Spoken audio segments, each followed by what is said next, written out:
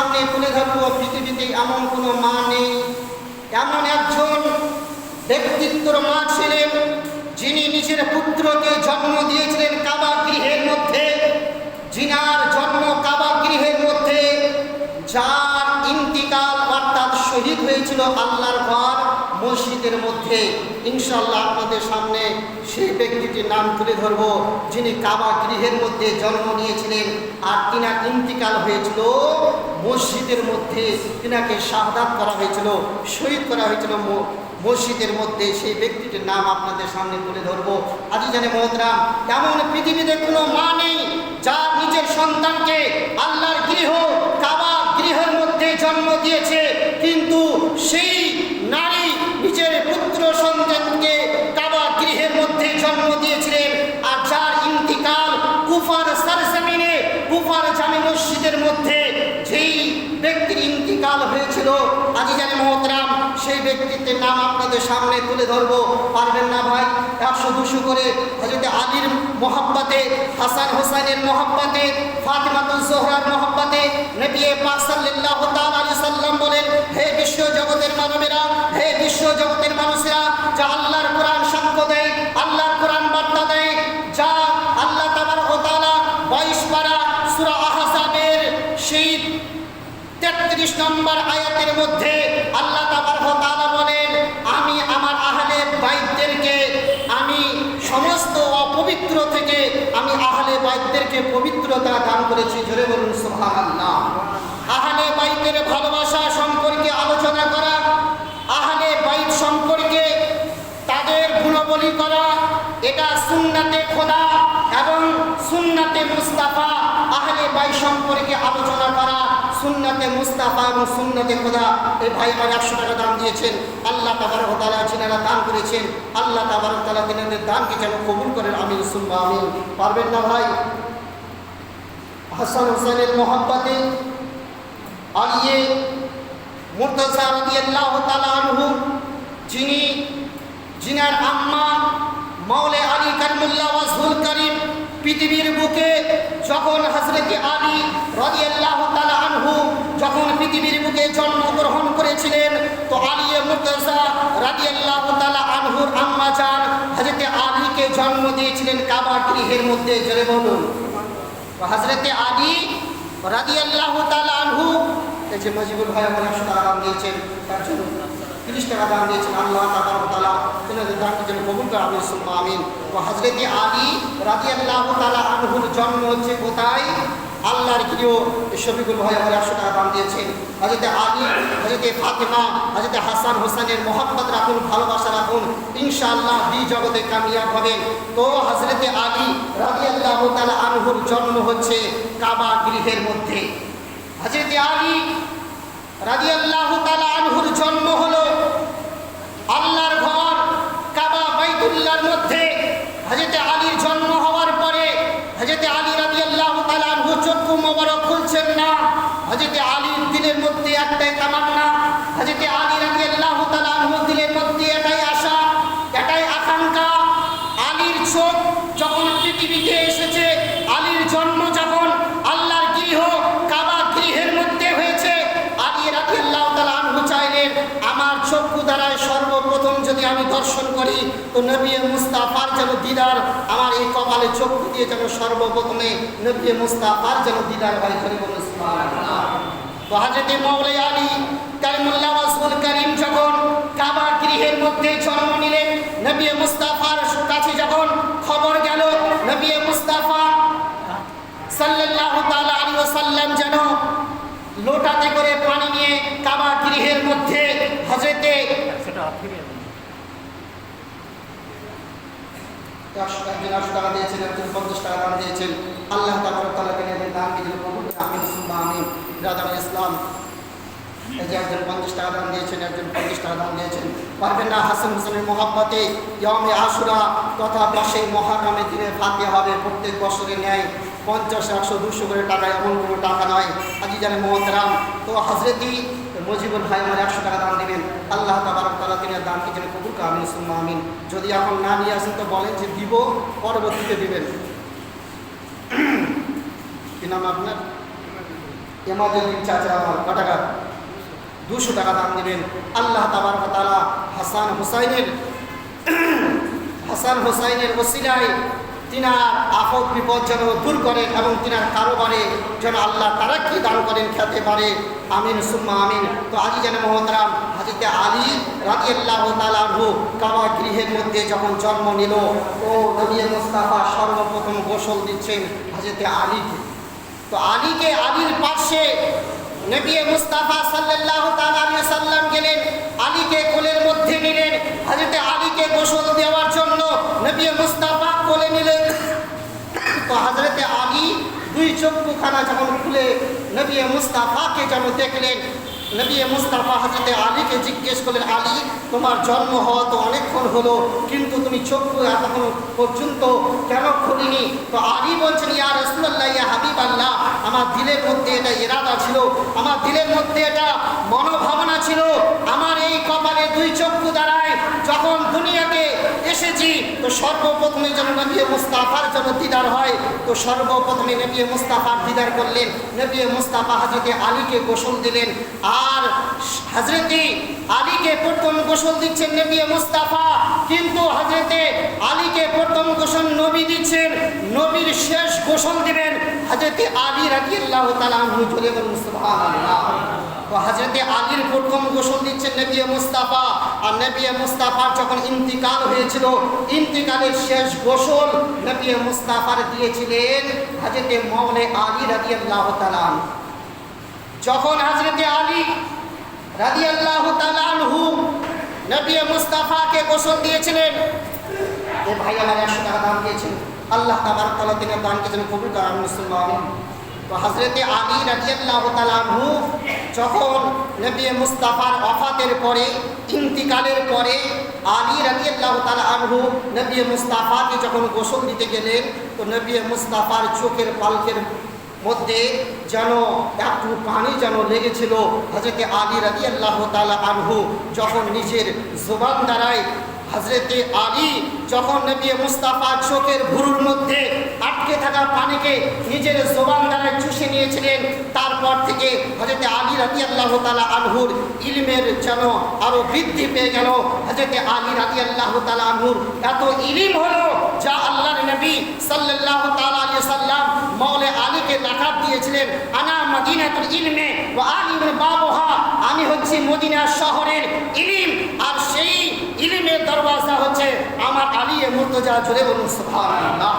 আজিজান মুহতারাম, নবী মুস্তাফা এই যে মইনুল চাচা আমার 100 টাকা দান দিয়েছেন, আল্লাহ তাবারক তাআলা তেনার দানকে যেন কবুল করে। আমিন। পারবেন না ভাই? এই যে মালিক ভাই আমার 100 টাকা দান দিয়েছেন, পারবেন না? হাসান হোসেনের নামে মোহাব্বতে ইয়ামে আশুরা 10 মুহররমে ফাতিহা হবে। প্রত্যেক বছরে আপনারা সহযোগিতা করেন, আপনাদের সহযোগিতায় ফাতিহা হয়। আজিজানে মুহতারাম, নবী পাক সাল্লাল্লাহু তাআলা আলাইহি সাল্লাম বলেন, যা এই হাদিস খানা বাইহাকি শরীফ এবং শাবে ঈমান হাদিস নাম্বার 9022 মধ্যে এই হাদিস খানা বর্ণিত রয়েছে, যার রাবি, যার বর্ণনাকারী হচ্ছেন হযরত আবু হুরায়রা রাদিয়াল্লাহু তাআলা আনহু। হযরত আবু হুরায়রা রাদিয়াল্লাহু তাআলা আনহু বলেন, হে বিশ্ব জগতের মানবেরা, হে বিশ্ব জগতের মানুষেরা, যদি পৃথিবীর বুকে একজন ব্যক্তি অপর একজনকে যদি আল্লাহর মোহাব্বতে ভালোবাসা রাখে, একজন মুসলমান যদি অপর একজন মুসলমান ব্যক্তিকে আল্লাহর জন্য যদি ভালোবাসা রাখে, মোহাব্বত রাখে, তো নবী পাক সাল্লাল্লাহু তাআলা আলাইহি সাল্লাম আজ থেকে 1500 বছর পূর্বে নবী আমার বার্তা দিয়েছেন, একজন মুসলমান অপর একজন মুসলমানকে আল্লাহর খাতিরে, আল্লাহর জন্য যদি ভালোবাসে, মোহাব্বত করে, তাদের মধ্য হতে ইন্তিকালের পরে কেউ যদি পূর্ব প্রান্তরে থাকে এবং তাদের মধ্যে একজন ব্যক্তি যদি পশ্চিম প্রান্তরে থাকে, তো আল্লাহ তাবারক তাআলা কিয়ামতের দিনে হাসরের প্রান্তরে দুইজন ব্যক্তিকে আল্লাহর খাতিরে মোহাব্বত করার দরুনে, আল্লাহর খাতিরে ভালোবাসা করার দরুনে আল্লাহ তাবারক তাআলা কিয়ামতের দিনে এক অপরকে, যদি কেউ পূর্ব প্রান্তরে হয়, কেউ যদি পশ্চিম প্রান্তরে হয়, দুইজনকে আল্লাহর জন্য ভালোবাসার খাতিরে, মোহাব্বতের খাতিরে আল্লাহ তাবারক তাআলা দুইজনকে কিয়ামতের দিনে এক জায়গায় করবে। আর আল্লাহ বলবে, দেখো তোমরা দুনিয়ার বুকে মোহাব্বত করেছিলে আল্লাহকে সন্তুষ্টিত করার জন্য, আল্লাহর জন্য, এই জন্য আমি আল্লাহ তাবারক ওয়া তাআলা দুইজনকে আমি একত্রিত এক জায়গায় করলাম। জোরে বলুন সুবহানাল্লাহ। আজ মুসলমান বন্ধুগণেরা, খোদার কসম করে বলি, আজ যদি আপনারা ইমামে হাসানের সঙ্গে ভালোবাসা রাখেন, আজ যদি দুনিয়ার বুকে ইমামে হোসাইনের সঙ্গে ভালোবাসা রাখেন, আজ যদি ইমামে হাসান হোসাইনের আব্বা আলী মুর্তজার সঙ্গে ভালোবাসা রাখেন, কিয়ামতের দিনে হাসরের প্রান্তরে দুনিয়াতে আহলে বাইতের সঙ্গে ভালোবাসার দরুনে, আহলে বাইতের সঙ্গে মোহাব্বত রাখার কারণে কিয়ামতের দিনে ওই হাসান হোসেনের সঙ্গে আপনাদের সঙ্গী করবেন। জোরে বলুন সুবহানাল্লাহ।